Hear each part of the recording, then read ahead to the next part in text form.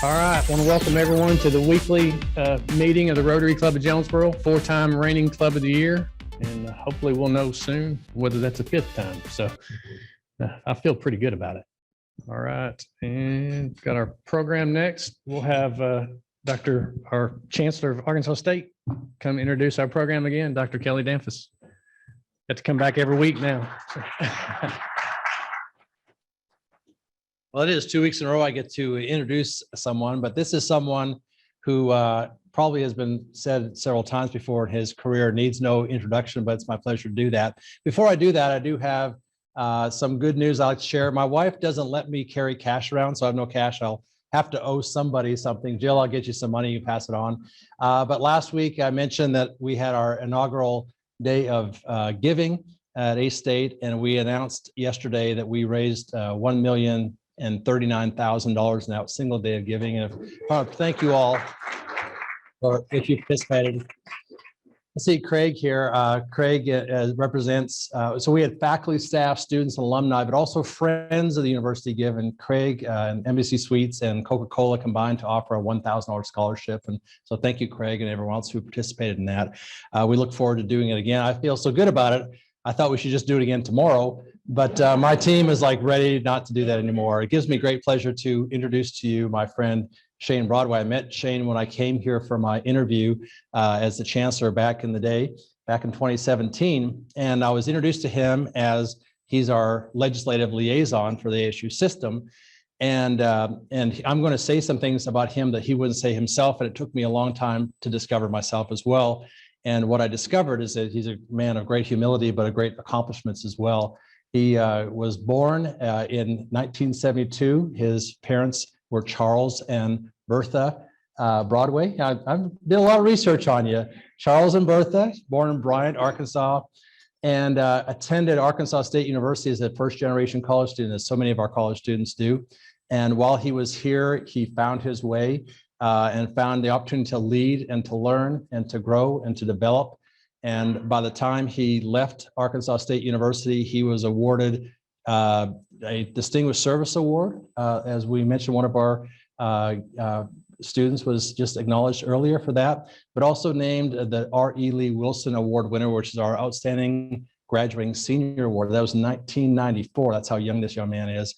And so he graduated in 1994. By 1996, he was already elected to a legislative position as a representative, state representative. He rose to the position of speaker, and then later became one of our senators as well. And I only discovered that because he was giving me a tour around the Capitol building one day, and everywhere we went, people were opening doors for us and greeting us. And from the lowest janitor to the security officer to the highest person we met, they all said hi to me out of kindness. And then to him, very differentially, referred to him either as senator or as speaker. I thought, like, I made a mental note, like, I need to ask him more about that, because why are they all calling him speaker and senator? And I didn't know that about him at all. That's just his way of being, his humility.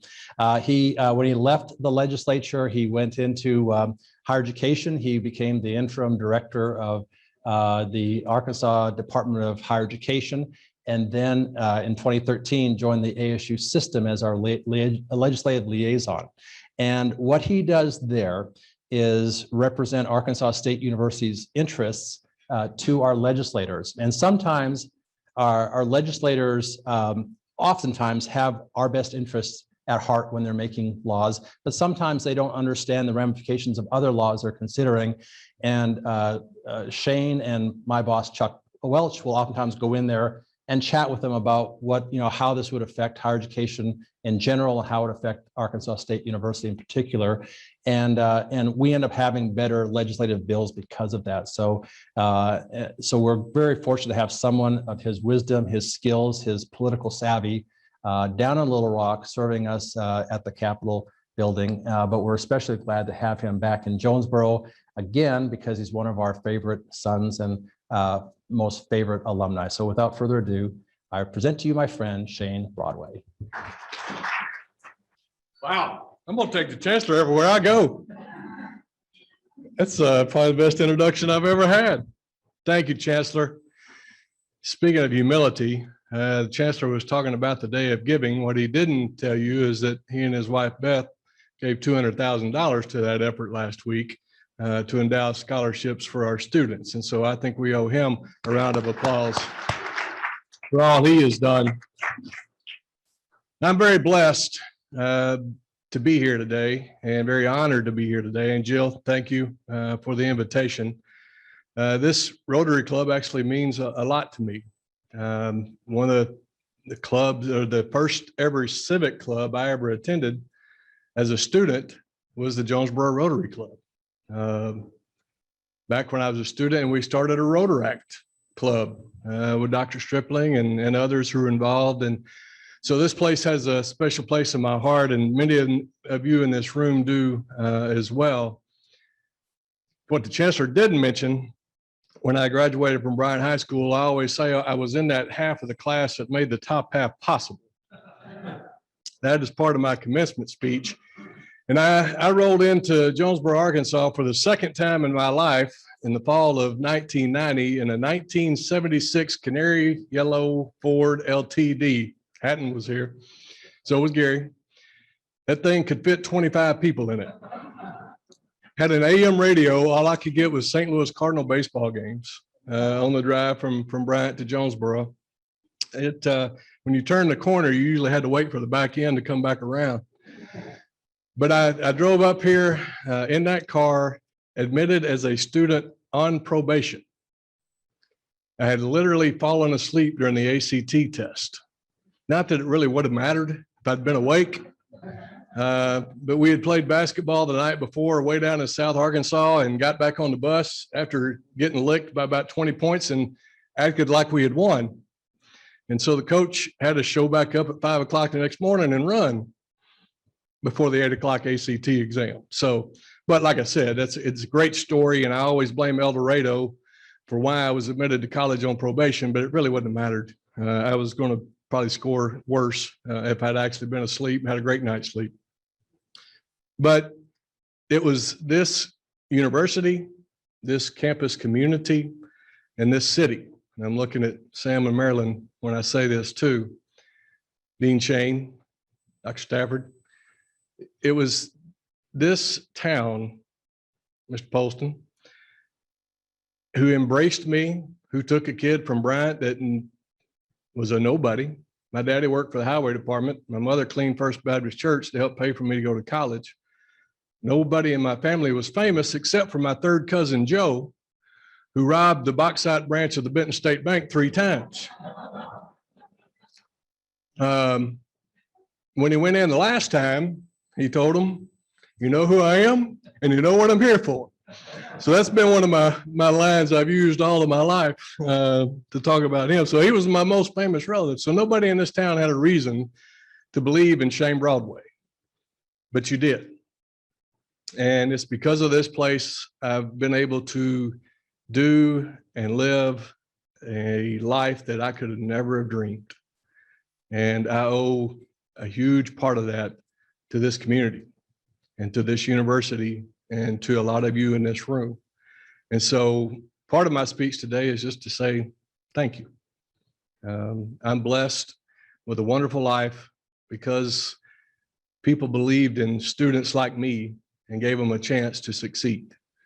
And so it's an honor to be here today to speak to this Rotary Club. It's been a long time.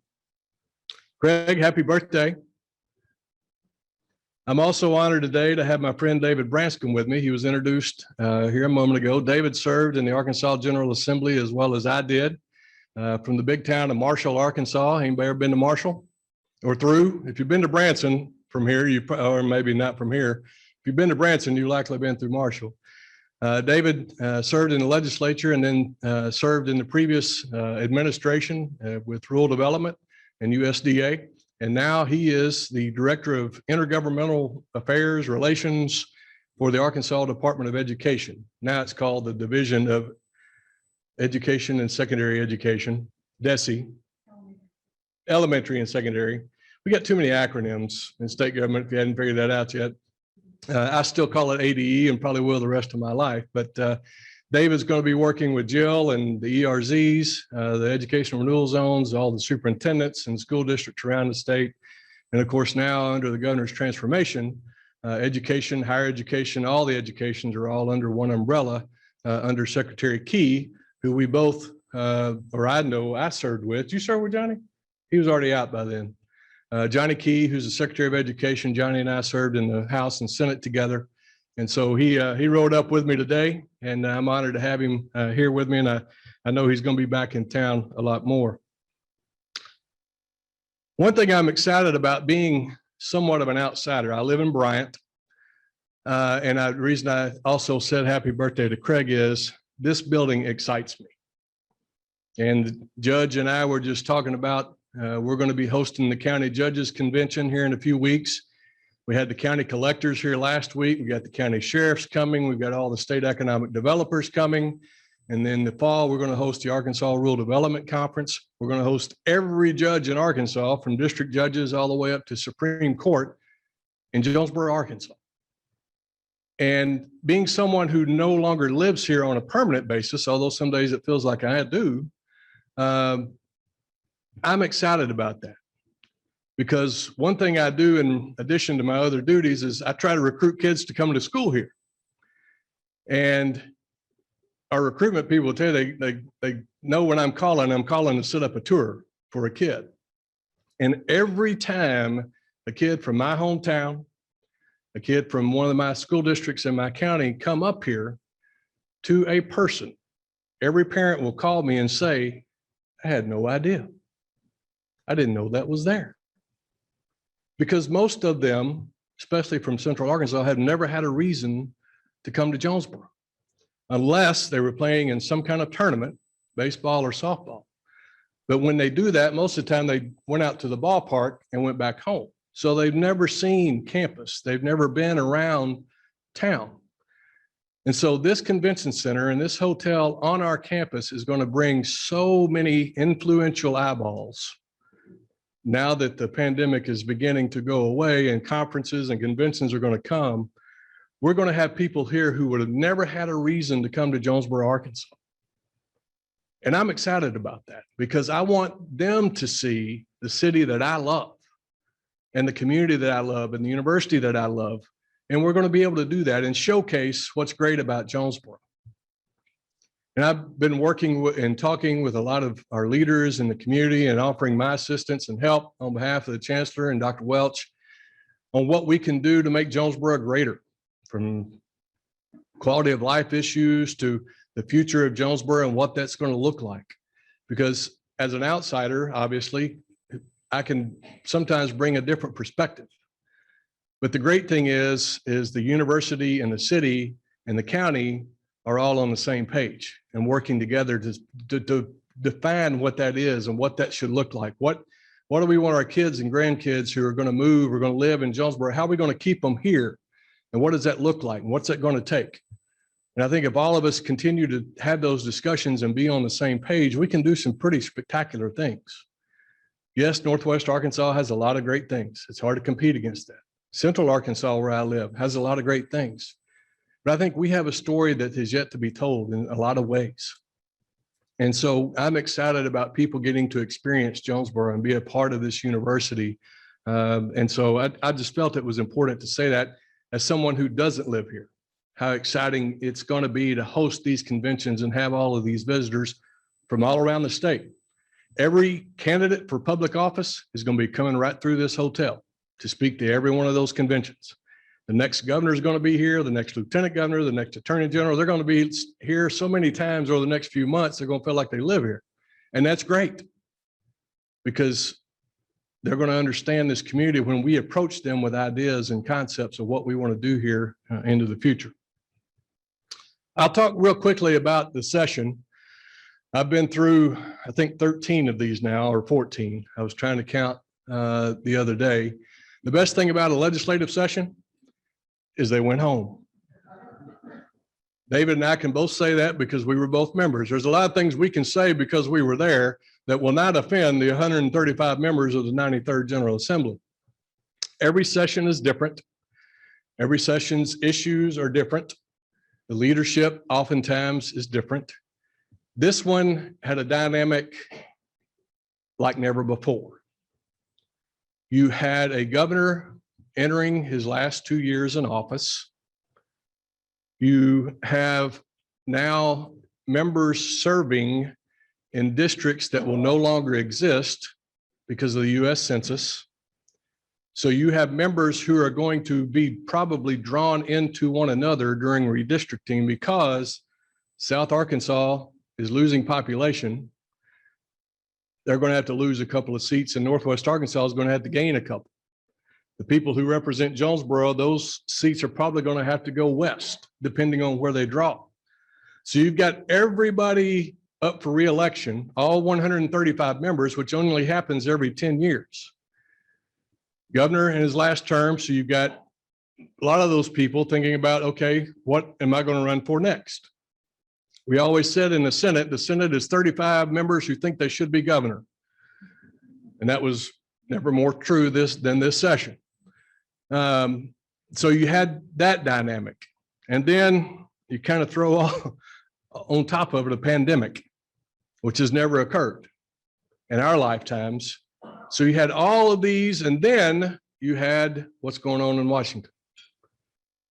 And the minute that the Democrats gained control of the US Senate, I knew this session was going to be different down here. Because it's always easy to talk about, we're trying to stop what DC is going to do. And that goes for both parties. If one party is in control, the other party here is going to say the same thing. And that's what happened. You had a lot of issues that normally don't pertain to a legislative session that became huge issues because we're trying to stop something that we're not sure of yet, but we're just suspicious of what's happening in Washington, DC, because you have the president and the House and Senate both of the same party. And now in Arkansas, you have a supermajority in the legislature and a governor of a different party. So that creates a whole different dynamic anytime you go into a session. The best thing is, the most important thing, if a legislature does nothing else, if they don't pass another single bill, they have to pass a budget. And they did do that. They passed a budget, and to our, what I would say in terms of ASU, for the last 10 years, we've had a battle. We've had a battle with the highway department. Don't tell Commissioner Farmer I said this. We've had to battle with the highway department because they've been trying to creep in to general revenue. Well, that impacts ASU. ASU is our budget comes straight from general revenue and tuition and fees. So the highway department for 10 years, back when I was Department of Higher Ed director, wanted to get into that money, which over time would be less money either coming to us or less money available to come to us.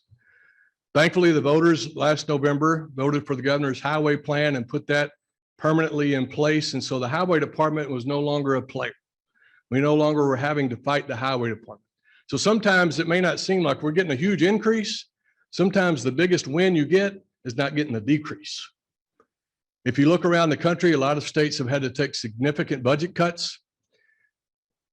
In my 24 years that I've been around this, we've taken cuts over time due to recessions and other things, but we've never taken them quite like some of our sister states around us. So we've been very fortunate as a university that yes, we're not getting a lot of new money, but you have to look at it on the reverse side too. We're not taking the hits that Louisiana took a few years ago, that Missouri took a few years ago, Oklahoma. People are conditioned, all their budget comes from oil and gas money. When it rises and falls, so does their budget. We don't go through those huge swings. The Revenue Stabilization Act will go down in history as the greatest act ever passed in Arkansas, because that means the state has to have a balanced budget. On June 30th, we're at zero. And that's, you couldn't ask for anything better. Would we like to do some other things? Yes, but that would mean you'd have to go into debt. I like a balanced budget. It feels good. It's always nice at the end of the day to know how much you got and to know that it's going to be steady as you're going through it. In terms of ASU this session, really the biggest thing we had was we've added another campus to the ASU family. Henderson State University is now a part of the ASU system. And so that was our big change. And we did that early. We did it quickly. We did away with the Henderson State University Board, added 2 positions to the ASU System Board, and the governor appointed those, both great gentlemen, Bishop Robert Rudolph, who actually lives where I live in Bryant. I've known him for a long time. And so we're excited to have those guys on our board, and they're going to be great assets to our university. We had to make some changes now that ASU Three Rivers and Malvern is a part of the ASU system. We had to go change their code, make sure it reflected that change. So Henderson and ASU Three Rivers were a big part of our ASU system agenda today, this session, and we got that done very quickly and got it signed and got the board members appointed. I'm excited. As I said, I live in Saline County. If any of you go towards Hot Springs anytime soon, if you will look just past Benton on your right, being built right now is the new Saline County Career and Technical Center, where we will house eventually around 12 to 1,500 high school students for technical and career programs, welding, cybersecurity, construction, all of that. That will be operated now by ASU Three Rivers. So not only will they have their campus in Malvern, but they're going to be overseeing the campus in Saline County. So the ASU brand is now way down I-30 and all the way up 67, the future I-57. And so it's exciting to see. When I came to ASU a few years back, there were 4 campuses. Now we have 7. And that leads to my next point about the pandemic. I want to thank the chancellor, all of his team, the faculty, the staff, everyone for their leadership, for their patience, understanding, and everything over this last year. I can't even begin to imagine what it was like being on campus. Being in Little Rock was obviously a different feel.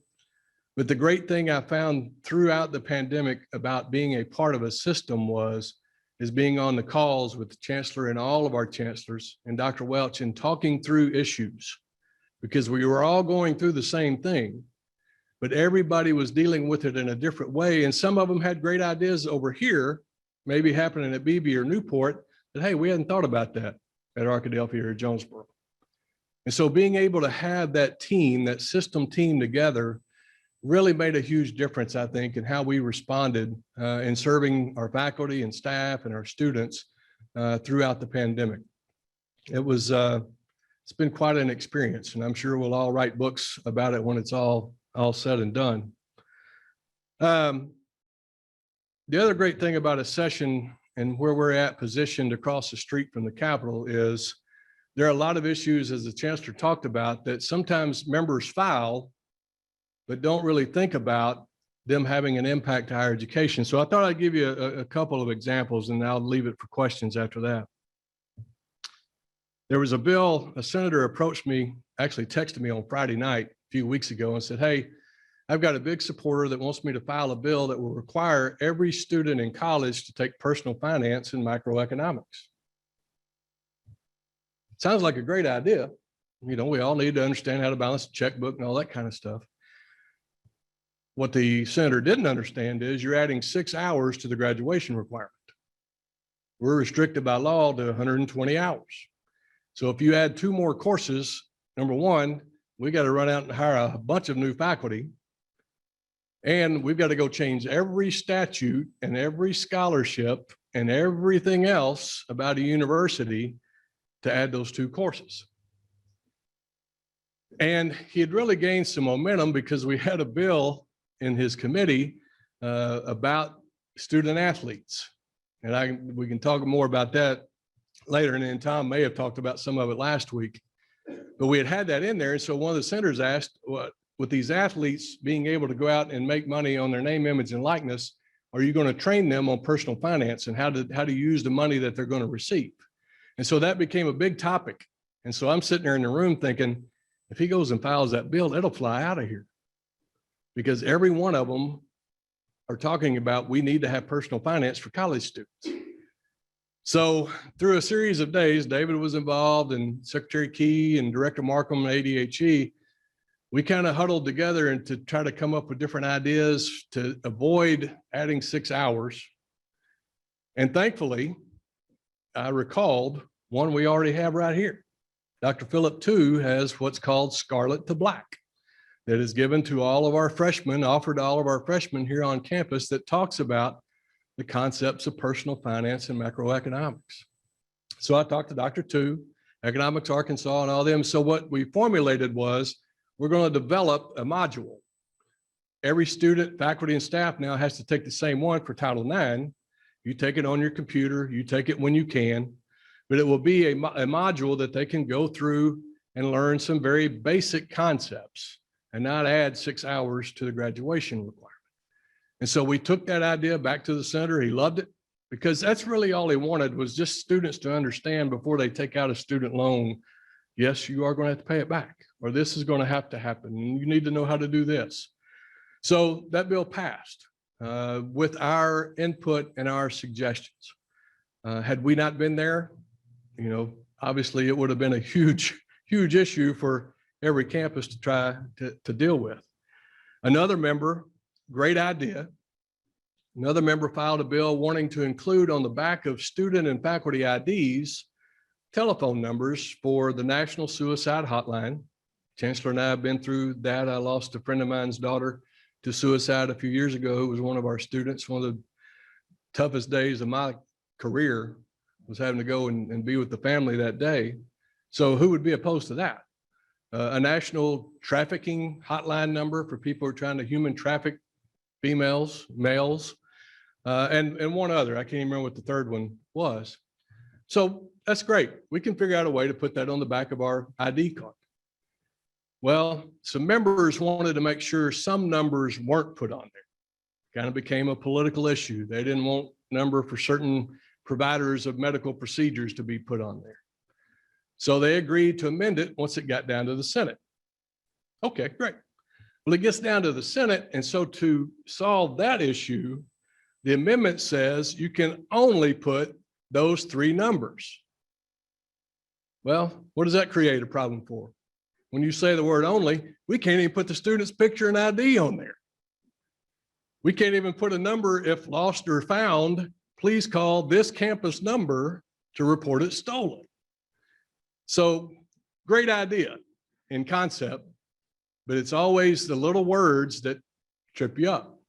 So we had to go get an amendment that allows for any campus contact information to be placed on there as well. So we can include the number to the health clinic or wherever we need. So that's just a couple of examples of a session and how with 1,600 bills flowing, you've got to be looking at all of them, trying to keep an eye on what kind of impact they can have to our campus to try to protect our campus operations, as well as obviously our budget and how we are able to take care of our staff and faculty.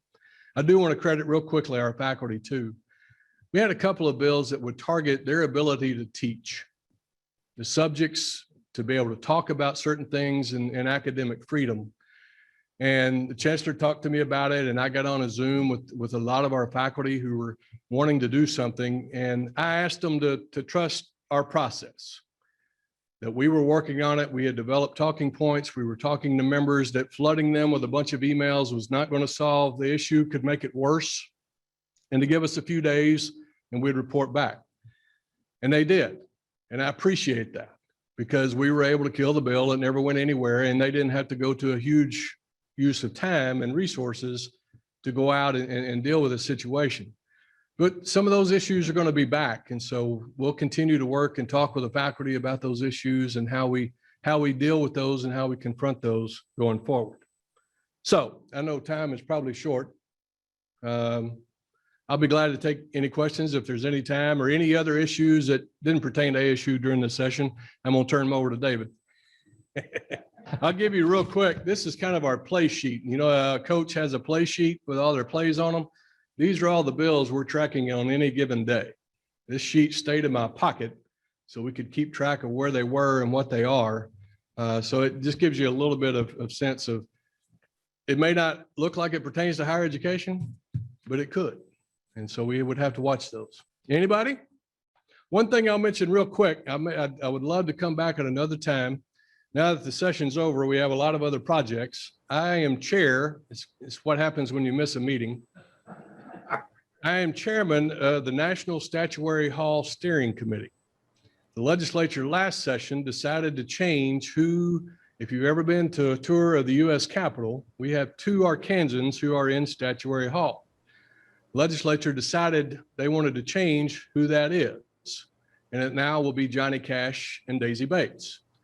And so obviously we have the Johnny Cash Boyhood Home and are very involved with the Cash family. So I was asked by the governor's office to be a part, and then I missed a meeting and was named chairman. And so we're in the process now. We're down to the finalists of the sculptors who are going to do the statues. We've got 3 for each statue who are currently making those little maquettes that we will unveil in June. And so maybe one of these days in the future, I could come and maybe talk about that process. It's been really fascinating. And our hope is to have them transported and put into the U.S. Capitol by the end of 2022 before Governor Hutchinson goes out of office. Hey, Shane, we do have a question All right. from Zoom. Lily Fears asked, how is legislation regarding guns on campus doing? No changes. There was not any bills filed this session that would change the current statutes or current allowances for having a gun on campus. So you still have to have an enhanced carried permit to be able to have a gun on campus. So thankfully nothing changed this session. And I think we're kind of at a happy medium there. That's kind of have worked out. I'm not aware of any issues that we've had of significance. So hopefully that will continue to be that way. Great. Thank you all very much. Oh, before I forget, I went by athletics to drop off something for our new AD. He came down and testified on the name, image, and likeness bill. And so the governor signed an original copy and gave him one of the pens that he signed it with. So I took it over to Tom this morning and they handed me these football schedule cards. So please come by and get several and take it with you for this year's football schedule. Told him I'd do that. Thank you, Gary. Thank you. Thank you, Shane, for coming up and sharing that with us. It's always good to hear. I said, you don't know how some of those bills will affect us, but it's kind of interesting to get that take on that. So, all right. Next week's meeting, we'll come back and do it again. We'll have another hybrid meeting and we'll have Emily Pennell, Southwest Power Pool. So should be another good program. Thought for the day. The pessimist complains about the wind. The optimist expects it to change. The realist adjusts the sails. William Arthur Ward. And unless anybody else has got anything for the good of the group, we will adjourn.